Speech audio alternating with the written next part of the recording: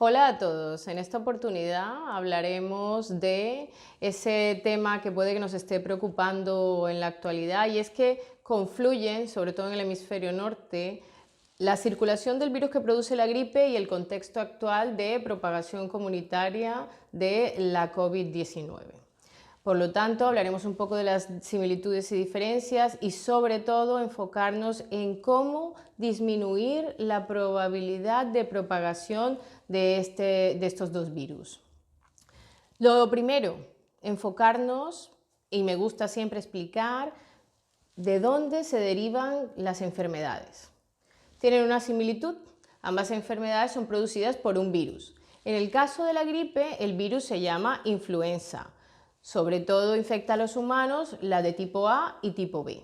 En el caso de la COVID, está producida por el virus denominado SARS-CoV-2, que es síndrome respiratorio agudo severo y que en este caso pertenece a la familia de los beta coronavirus.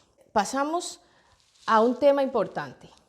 La gripe, es decir, el producido por la influenza, la enfermedad producida por el virus de la influenza, está asociada a brotes y sobre todo porque se produce por estacionalidad.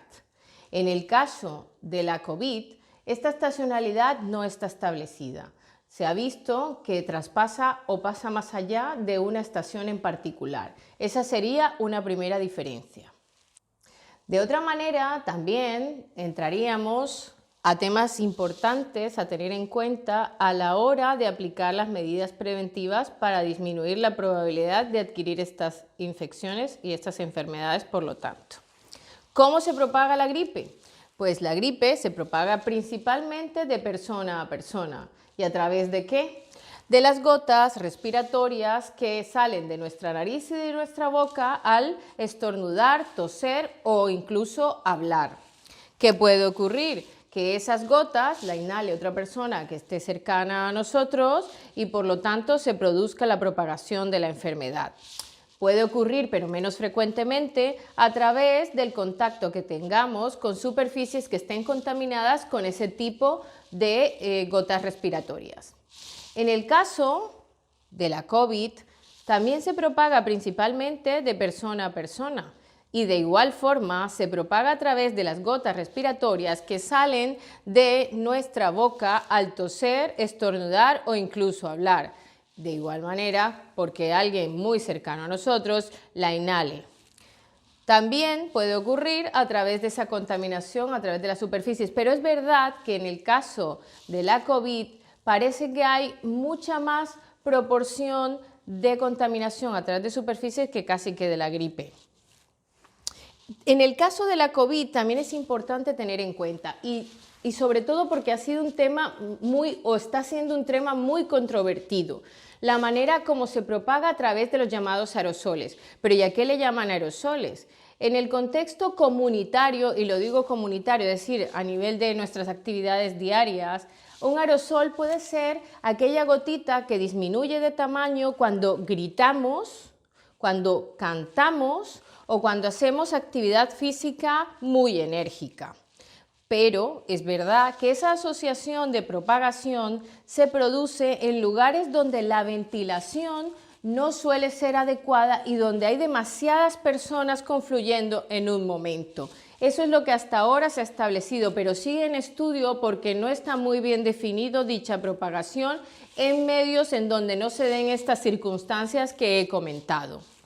Bien, tener en cuenta que esa propagación puede ocurrir sobre todo cuando se disminuye la cercanía de persona a persona. Si hay una distancia menor a 1,5 metros o 2 metros entre una persona que esté infectada y otra que no lo esté. Allí tenemos problemas y la probabilidad es que haya propagación.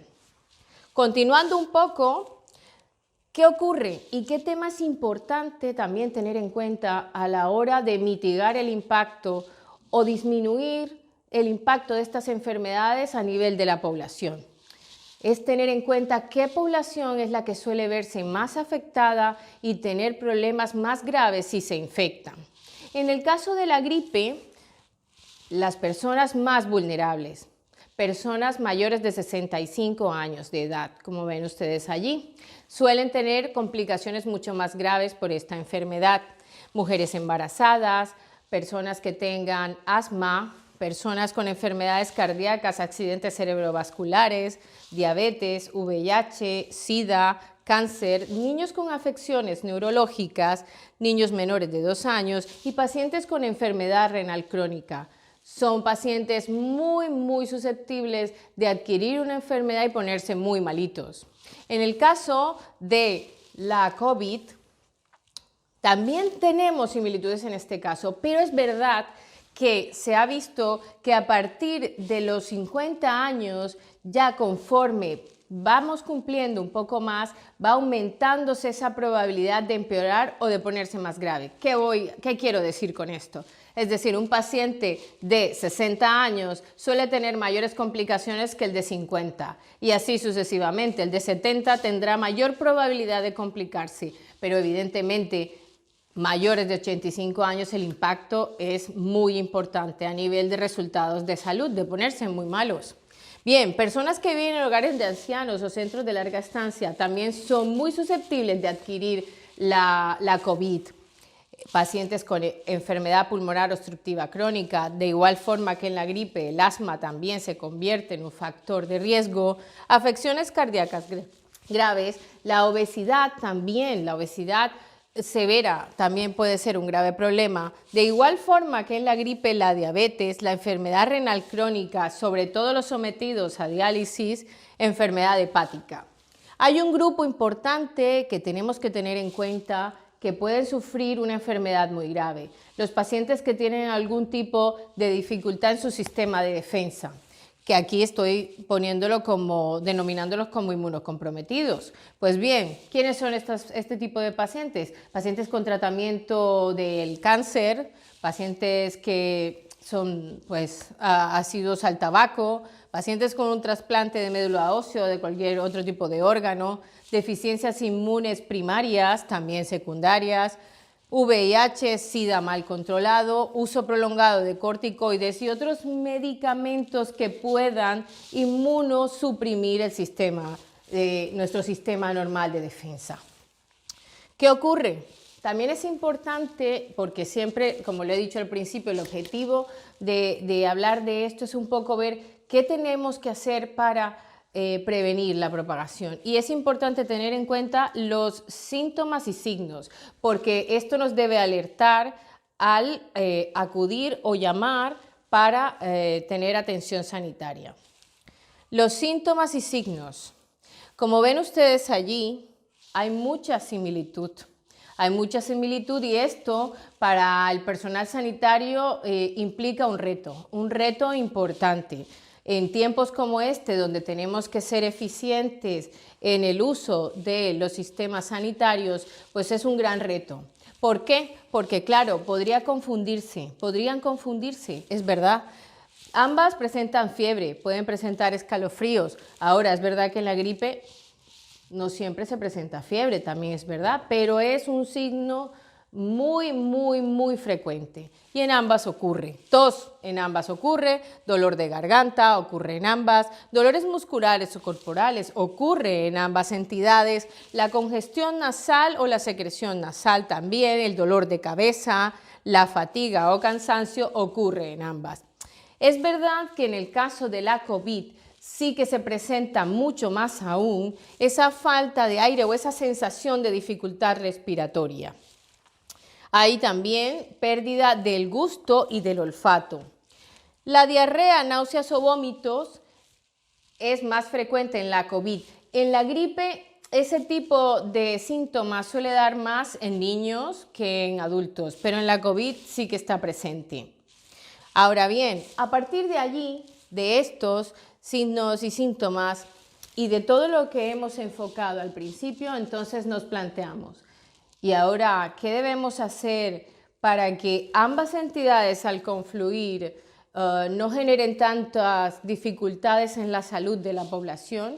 ¿Cómo vamos a protegernos y proteger a los demás de estos dos virus y de estas dos enfermedades? Pues bien, y tienen también similitudes.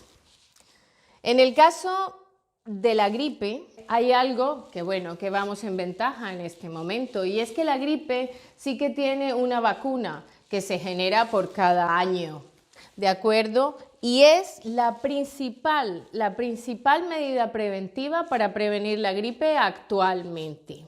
Por lo tanto, y aprovecho el momento para invitar a toda la población subsidiaria de la vacuna a que se la apliquen, porque de esa manera disminuiremos la propagación de este virus. Vacunarse en el caso de la gripe, fundamental. Para ambas, el lavado frecuente de las manos, lavado frecuente o higiene de las manos. Ya saben ustedes que si no tienen a la mano el agua y el jabón, siempre podemos optar por una solución hidroalcohólica para hacernos la higiene de manos. Es fundamental, es fundamental. En el caso actual, pues claro que tenemos esa probabilidad de contaminar nuestras manos. Siempre es importante tener a la mano si vamos a estar fuera de casa, porque por cada superficie que toquemos debemos tener en cuenta que puede haber microorganismos en ella. Así que por cada superficie siempre utilizar y hacer la higiene de manos, ya sea con solución alcohólica, porque es lo que tengamos a manos fuera de casa, o si tenemos el agua y el jabón, por supuesto. Muy bien. Hay que evitar el contacto cercano con otras personas, sobre todo en el caso de la COVID, cuando la propagación es comunitaria y cuando la propagación puede venir de personas que aún no presenten síntomas. Este tema es supremamente importante porque la gente puede no tener síntomas pero estar propagando. Y es verdad también en la gripe puede ocurrir, esto, por lo tanto, en este caso, el tema de evitar ese contacto cercano se convierte en una de las medidas primordiales, además. Ya saben ustedes que esa distancia de seguridad es importante. Hemos estado escuchando que 1,5 metros, 2 metros, pues tiene que ser así. Cuando no podamos tener esa distancia de seguridad, ya saben ustedes que debemos llevar siempre cubriendo nariz y boca con una mascarilla facial y el menos tiempo posible estar en contacto con otras personas. Limpiar y desinfectar, sobre todo las superficies con las que más entramos en contacto, tiradores de puertas, son fundamentales, grifos. Este tipo de superficies hay que limpiarlas con muchísima frecuencia en ambas y para ambas entidades. Hay que quedarse en casa cuando estemos enfermos. Si tenemos alguno de los signos y síntomas que he comentado anteriormente, es preferible que nos quedemos en casa, llamemos por teléfono a nuestro proveedor de salud y que él nos vaya indicando cada paso que debemos dar. Hay que evitar tocar ojos, nariz o boca, porque como lo hemos comentado, si nuestras manos se han contaminado y hacemos uso de ellas sin haber hecho la higiene de manos, hay una probabilidad de que nos contagiemos. En el caso de la gripe, si el médico le prescribe tomar antivirales, hay que hacerlo. Y aprovechando este tema, también me gustaría dar un mensaje. Los antibióticos no curan las enfermedades por virus, porque los antibióticos están creados para tratar infecciones por bacterias. Así que mucho cuidado con este tema. Antivirales para virus, antibióticos para bacterias. Por lo tanto, tenerlo en cuenta para que no incurramos en hacer resistencia a antibióticos. Bien, para el caso de la COVID, controlar la salud diariamente, aunque ambas cosas parecen ser, pues, evidentemente similitudes, pero en el caso de la COVID es verdad que como tenemos una mayor propagación comunitaria y el impacto a nivel de resultados de salud está siendo mucho más complejo que la gripe, en este caso se convierte en punto primordial. En este caso, vuelvo y repito, hay que ponerse en contacto con el proveedor de salud y él nos indicará cada paso a dar. Ahora, si vemos que los síntomas se aumentan y sobre todo la dificultad respiratoria es aún más compleja, en este caso muchísimo más, ahí sí tenemos que plantearnos acudir a una urgencia.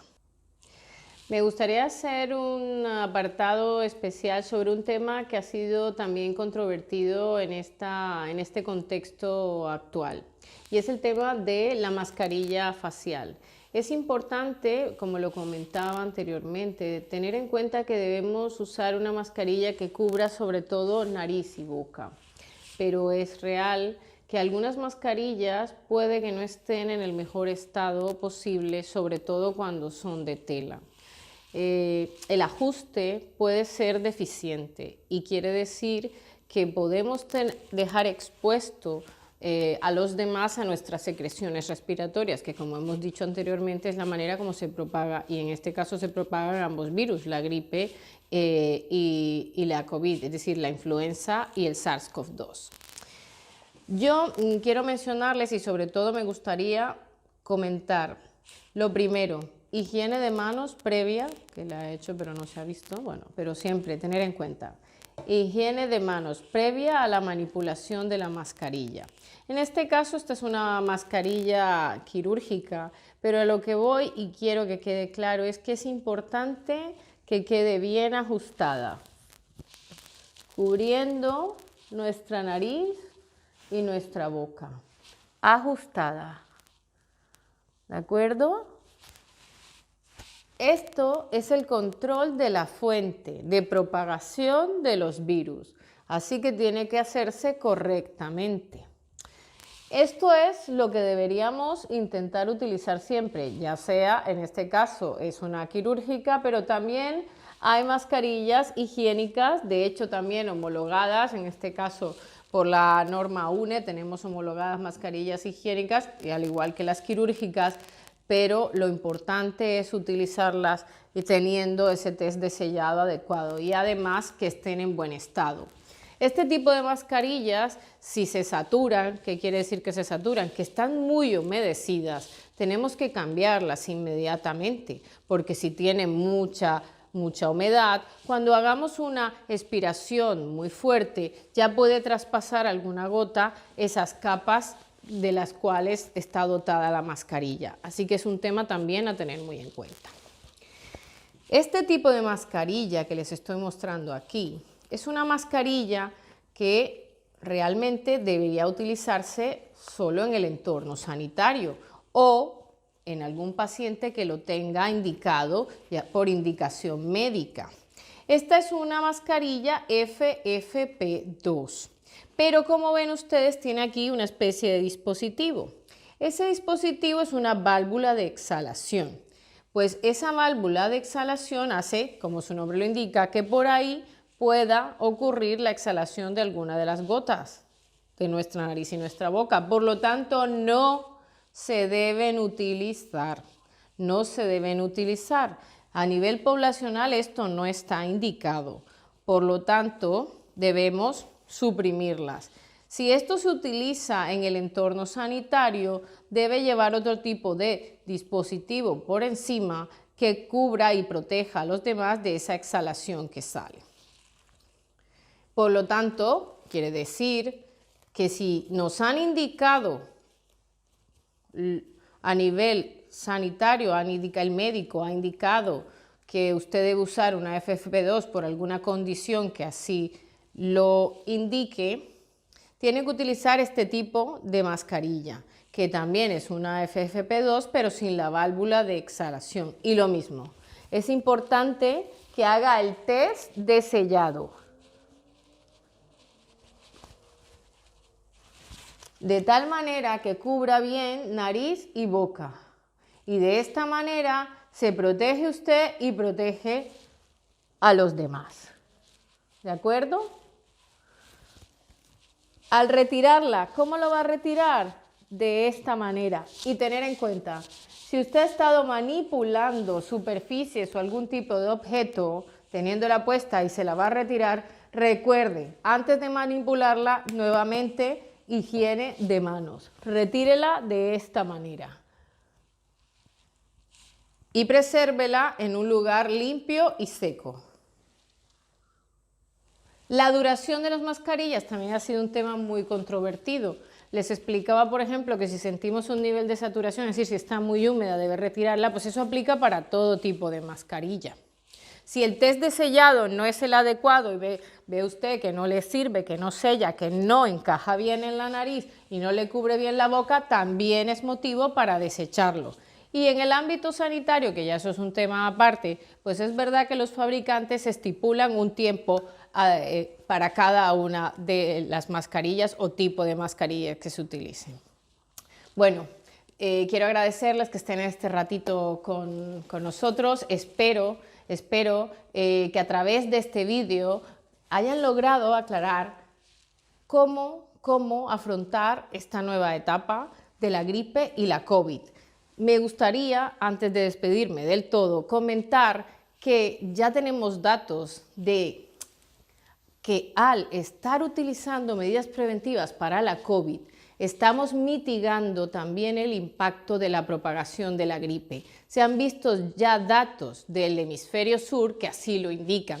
Por lo tanto, tenemos esperanzas de que en el hemisferio norte ocurra lo mismo, porque como las medidas de prevención, como lo han visto ustedes, son muy similares, puede que la gripe también aquí en nuestro entorno tenga menos impacto que en otros años.